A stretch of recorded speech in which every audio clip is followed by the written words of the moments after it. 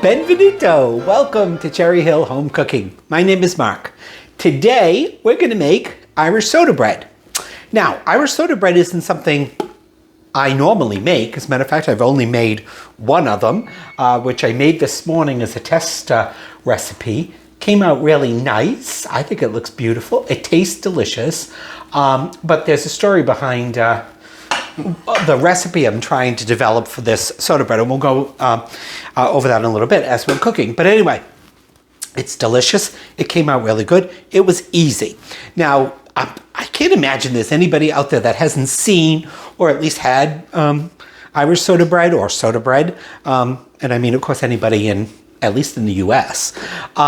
Irish soda bread is a quick bread. There's no kneading. It's delicious. Its leaven agent is baking soda, all right, which we're going to go over again in a little bit.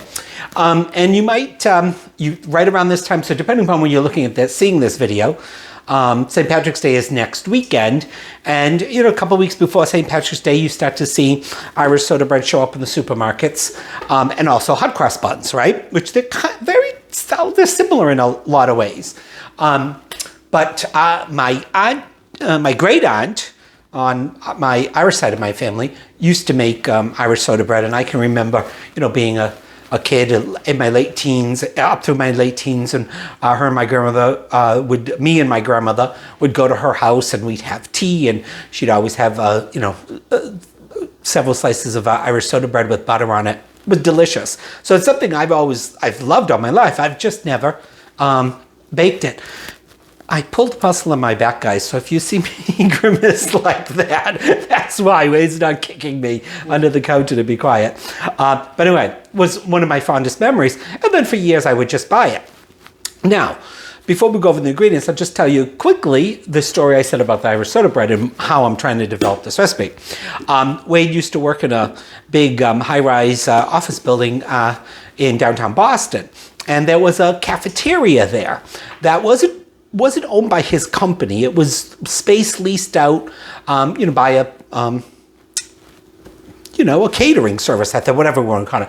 But they had, what did they make? Sandwiches, and they'd always have a hot breakfast and so on. And one of the things around this time of year, they would make Irish soda bread. And Wade brought it home for me one day, and I absolutely fell in love with it. Wade's not a big bread eater, and he really enjoyed it as well, so it must have been really good. But anyway, I've never been able to find a recipe that I thought was close to theirs, and they closed up. I don't remember for what. I think the least space. Anyway, it doesn't really matter. But okay, so that's that story. So what does Irish soda bread call for? Of course, it calls for flour. So I've got some all-purpose flour here. All right, I've got 3 cups in my bowl already. We're going to need 4 cups, and without making a mess, we've done this before. We've done this before, guys. Now, if you're not going to measure out your flour, that's probably a good way to do it. Is a better way to do it like this, and then just sticking your cup in the flour and packing it down. All right, so we kind of did that. Brush it off. All right, and there we've got 3 cups of flour. Now I'm going to leave the flour close by because we might need a little bit. Excuse me, pain gripping. We don't need to knead this or anything, but we might need a little bit for our hands. So then we're going to need some sugar. That's one of the adjustments I made. The recipe that I found for that particular one, I thought it needed to be a little bit sweeter. We need some baking soda, of course, okay, which is going to give the rise. And the missing ingredient for the one that he used to get in the office at downtown Boston was fennel seed. I don't think this by far is not a traditional Irish soda bread recipe. I'm going to start with 3 teaspoons. I think that's going to be enough. If once we taste it, I think it means a little bit more, maybe I'll adjust it, okay? We need salt. Now, so fennel seed is optional. Salt is not. And then also raisins is optional, okay? So I've got some just regular dried raisins that I have soaked in some warm water for about, half hour, 45 minutes. We're going to we're gonna get rid of the water, so don't put that in with the mix, all right? Excuse me.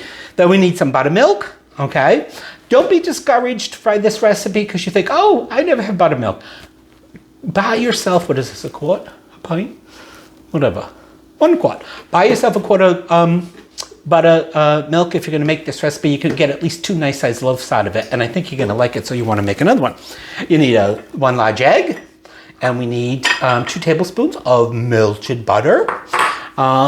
And I'm using a cast iron pan. I got my 10-inch cast iron pan, buttered it lightly on the bottom. You don't need a cast iron pan to make this. I like how it gets the bottom nice and brown, but you can just use a baking sheet with a piece of parchment and you'll be good. All right, this is gonna go together so quickly. I just wanted to talk a little bit about the raisins and the fennel. So we're gonna put this stuff away, get the rest of the stuff in our bowl, and get our Irish soda bread in the oven. My oven's preheated to 400. See you in a little bit. All right, we got everything cleared out of our way. I've got my flour, salt, baking soda, caraway seeds. I think that's it, right? In this bowl, all right? So you want to give it a quick mix. Try to get everything in there combined.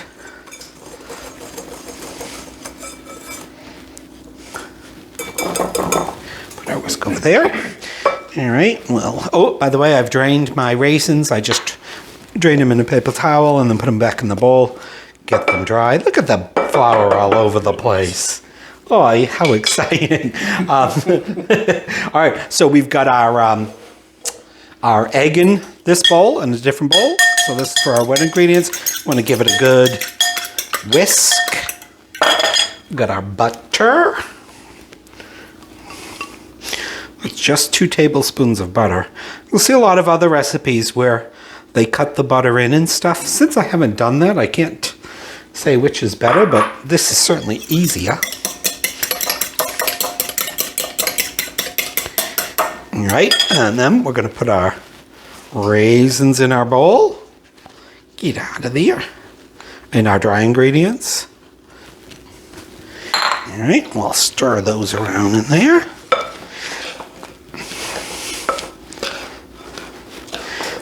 You know, kind of helps in 2 ways. You're coating the raisins with the flour, so hopefully they're gonna, you know, float in the dough instead of all sink into the bottom.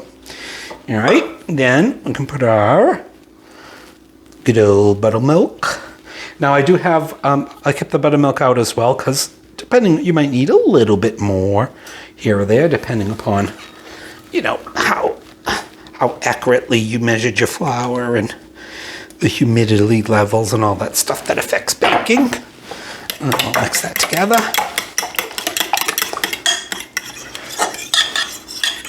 Now buttermilk is gonna look, it's really thick and it might look like there's a few lumps in there, but that's the nature of buttermilk. In other words, I'm saying it might look like it's curdled, but it's not. And you can basically add that all in there.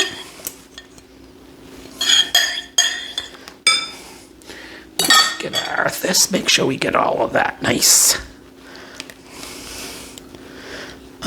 fat in there. Milk fat. All right, and then all we gotta do is mix this together. With my back pulled. Now this dough is gonna be very kind of sticky. It's gonna seem like it's not gonna come together, but just be persistent. If I had used a bigger bowl, it wouldn't be, flour wouldn't be getting all over the place, but that's all right.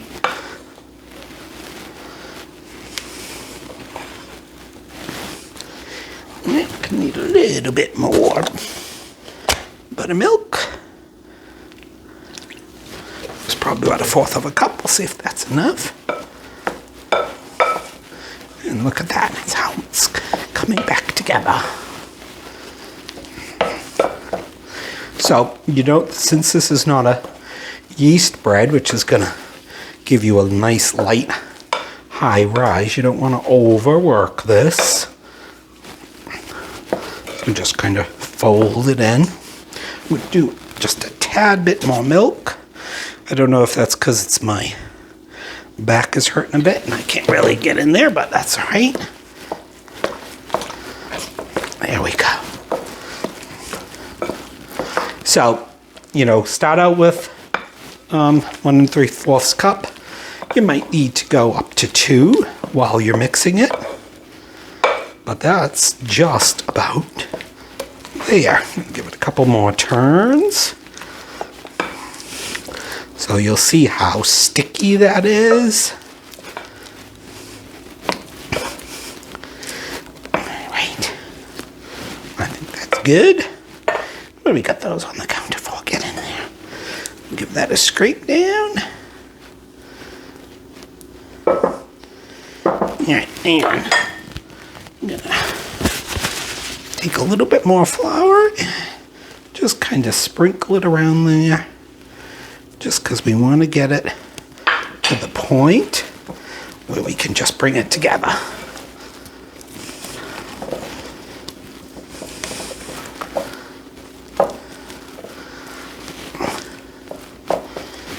A little bit more.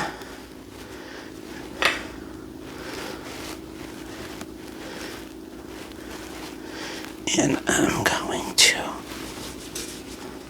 put some on my hand.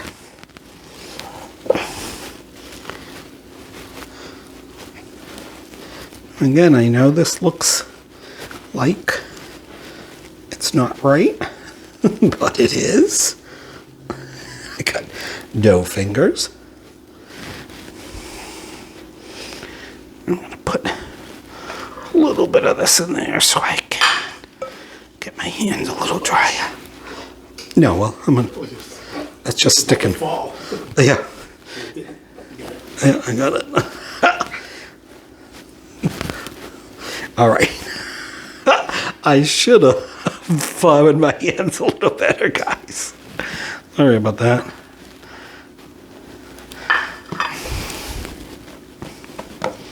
Here we go.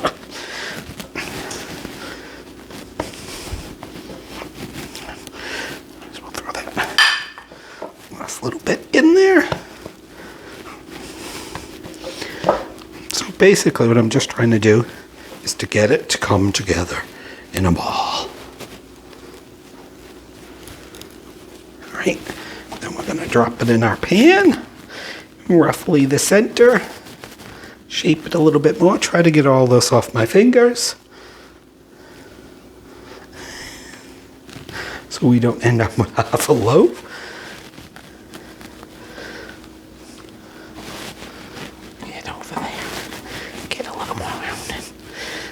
All right, let me wash off my hands.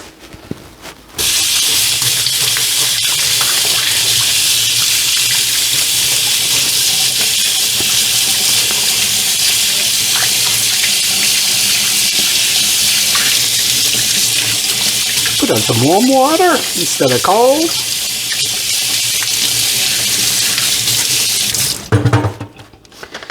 That's all in the paper towels. That'll be good for now. All right, I'll be right back. Ooh. All right, so one thing you want to remember to do, now you could brush this with some flour for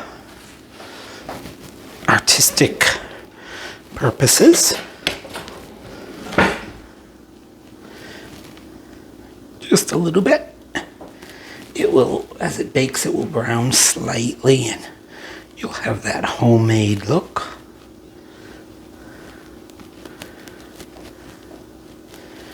All right, now the important thing is you want to remember you need to slice it. So slice it down. The traditional is across both ways, all right? And you want to make sure you get the full side because that will, as it rises, it will let it, expand a little bit more. All right, guys. So, into a preheated 450 degree oven on the metal rack for 45 minutes. Okay, Set an alarm for 45 minutes. Done. Your alarm set for 4:35 p.m. Okay, cancel. Okay, Google, cancel alarm. I don't know why I said alarm. Okay, cancel your alarm for 4:35 p.m. Okay, Google, set a timer for 45 minutes. Got it. 45 minutes. And that's starting now. All right, in the next 45 minutes, I'll clean up this mess. It's going to take between 40 and 45 minutes. You want to check it, you know, at maybe 35, 40 minutes. You want it to be nice and golden brown, and it's going to rise. And we'll take a look at it when that time comes. Oh, and also we're going to make some fresh brewed English tea. And we're going to have tea this afternoon instead of dinner with you guys. So see you in 44 minutes and 25 seconds.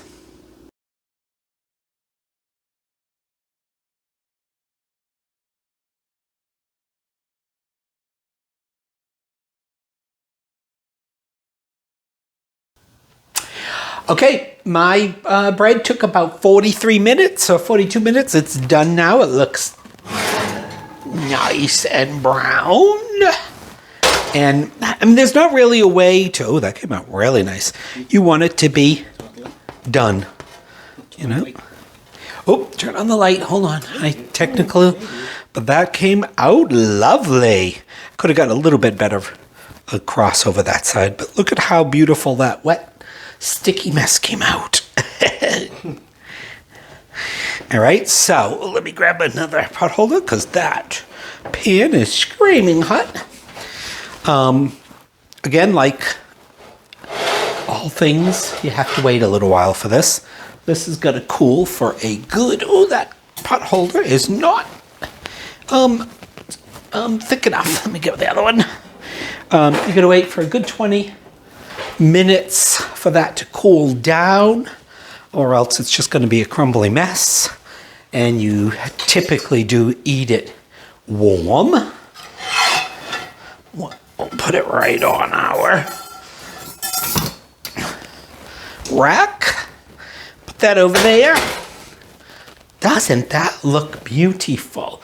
Now, that looks as good as any store-bought loaf I've ever bought. But how will it taste? Hopefully it'll taste a little bit more. When I made that first one, that practice one this morning, Wade took a bite and said, oh, it's good, but I could see the disappointment in his face that it didn't come out exactly like the one we used to get. But I can't promise that this one is going to be, but we'll have to get used to a new normal, right? Okay, so I mentioned, so we're going to let that cool 20 minutes before we slice it. I mentioned we were going to make some nice fresh brewed English tea. I don't think we've done a video on doing like a full high tea, right? We've done the full English breakfast. That's traditionally what we have on Easter because we don't entertain as much as we used to. Easter is one of those holidays that Wade and I have just kind of stay home and we entertain ourselves. And I do a big, traditionally for the last several years, I've done a big English breakfast. Check that out. Wade can put a link up there because it's delicious. I don't know if we're going to do a full English breakfast this Easter, but we'll see. Anyway, so I have got myself from, I think it was British Imports. Again, I'll try and see where I bought this. This is a clay tile glazed teapot. All right. Brown Betty. Brown Betty, yeah. That's what they call it, is a Brown Betty. I think, a lot of English homes, if not now, certainly in the last 20, 30 years, almost every English home had one of those in their kitchen and island as well. But anyway, so we happen to like Earl Grey. So you want about a cup, you have a cup of tea, or per cup about a teaspoon and a half, depending on how strong you like your tea. This is Earl Grey. That happens to be our favorite. We also like English breakfast and Irish breakfast tea. All right, we'll go through the whole process of that, but and then we got our strainer for our leaves. But as I make it, we'll go through the whole process. But I thought I'd show you my teapot. Alrighty, see you when it's tea time. All right, so the first step to make our tea is I've got some boiled water. There's about a cup or two in there.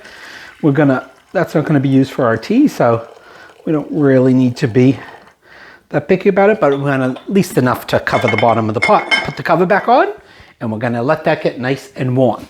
Now, my mic is sticking in me, sorry about that. That's good. Now, I know how much money? We need lots of money, but that's besides the point. I know how much water I need for this because we'll probably end up having two. So you want to start out with some nice fresh water, and I need about 1.5 liters. Now, I'm only using liters, not because I have any idea what that is, but that's what it comes up on the pot, because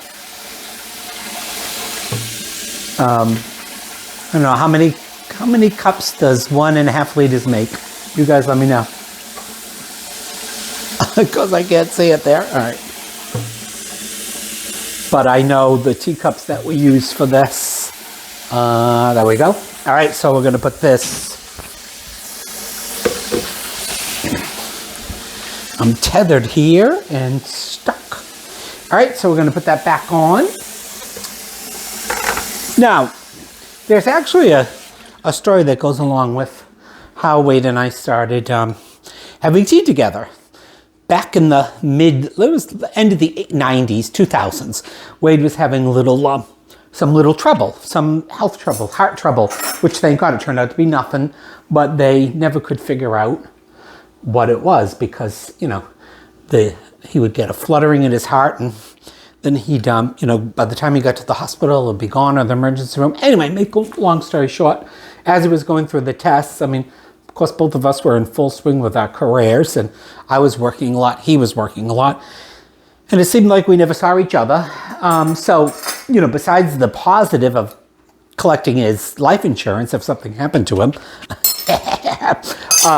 I was nervous, so I wanted to make sure that we spent some time together. So anyway, we got into English tea. So, I did a lot of research about tea and what time you have it and so on and so forth. So anyway, I always made sure I was home by 4, and him and I'd have a cup of tea and a little snack before dinner. But anyway, that's how we got into the tea.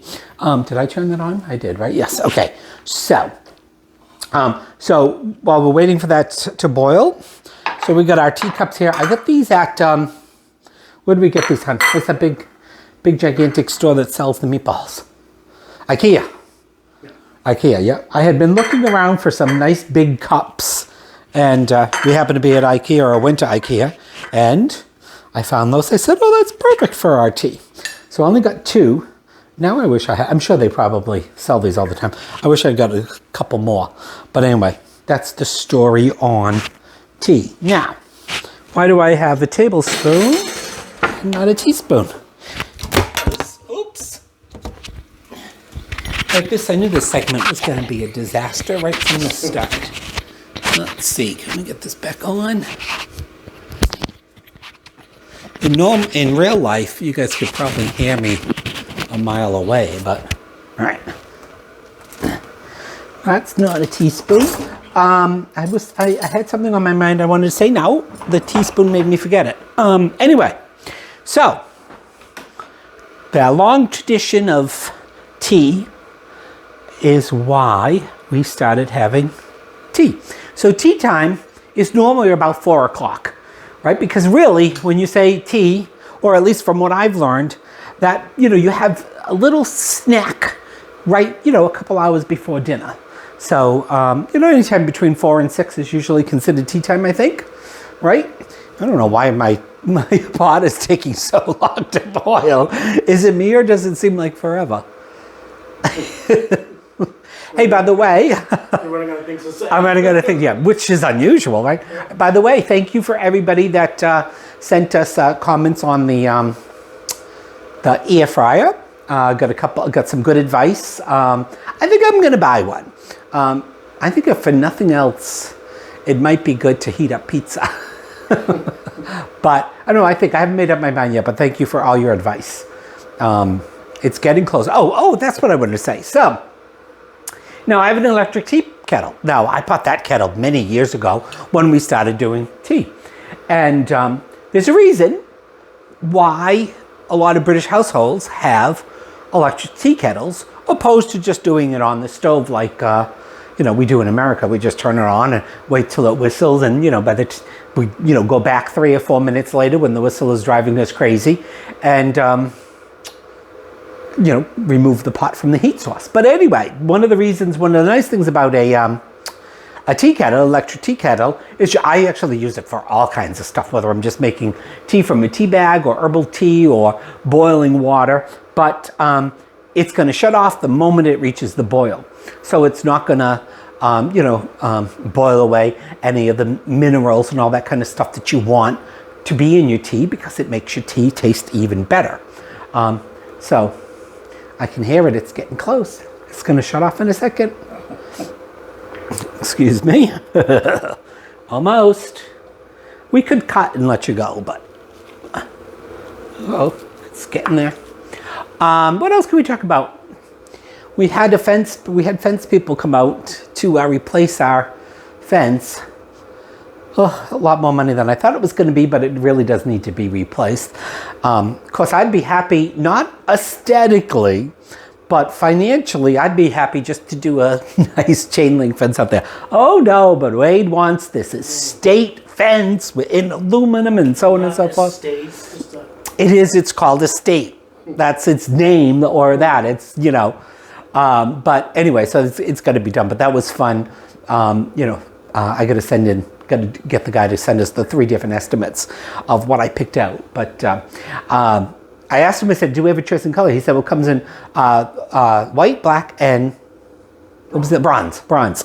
And then he opened up because I was talking to a tree guy while Wade was taking care of the fence, going over the business with the fence. But anyway, so he said, it's on the front cover when I came back and joined them. And I said, I think I'd like the bronze. He said, you'd be the first one that's ever wanted bronze. So he said, everybody else either goes with black or white. So I think we'll pay that money for that fence just so I can get the bronze. All right. Did it boil? It's almost boiling. I can hear it. Oh, yep. Ooh, it's done. All right, guys. So the next thing we want to do is empty out our water that nicely warmed the pot. Wait, will do this as a second segment, I think. All didn't come out. All right, and then we just want to dump our tea leaves in there. Those are our Earl Grey. And fill up the pot. So it takes about 3 minutes, so you want to let it steep for 3 minutes. The longer you leave it in there, or that you let it steep, the stronger the tea is going to become. Okay, set a timer for 3 minutes. Okay, 3 minutes.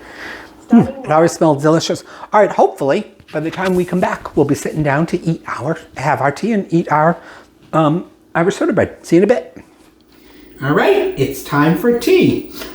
So my tea is steeped for 3.5 minutes.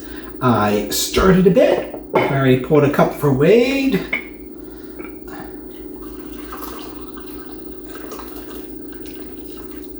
Now Wade likes his just with a little sweetener, sweet and low. I like mine with milk and lots of it. I don't think it matters one bit which way you go. So, nice and milky. Now it's going to be very hot. Oh, it is. Let's give it a taste. Yeah, it's always hot when you do it that way. Yummy. All right.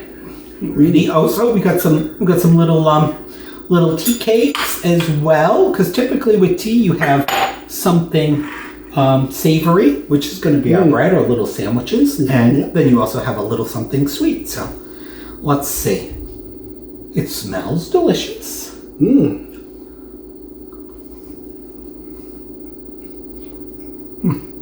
It tastes much closer. The seeds make a big difference. Yeah. Now, I wasn't sure how much fennel seeds to use, so I went on 3 tablespoons. I think I could use a little bit more fennel seeds. No? Yeah, I don't know. I think it's delicious. It doesn't taste exactly like the one from Yeah. work, but Good. now, of course, traditionally you might eat that for breakfast with the the raisins in it because it makes it a little bit sweeter. That could toast beautifully. I'd slice them up nice and thick, cut them in half, put them in the toaster. Have butter, or you can put jam. You can put anything you want in it, of course. You can also make this a bit more savory by omitting the raisins if you're going to use it for like stew or something like that. If you're going to use and the fennel, you don't need those if you're going to use it for serve with dinner or something. But anyway, This is very good. I'm not usually a bread person either. then of course our nice little sweet as well. All right, well, I hope you have enjoyed making or watching us make Irish soda bread and some nice fresh tea. Hot, too hot for you?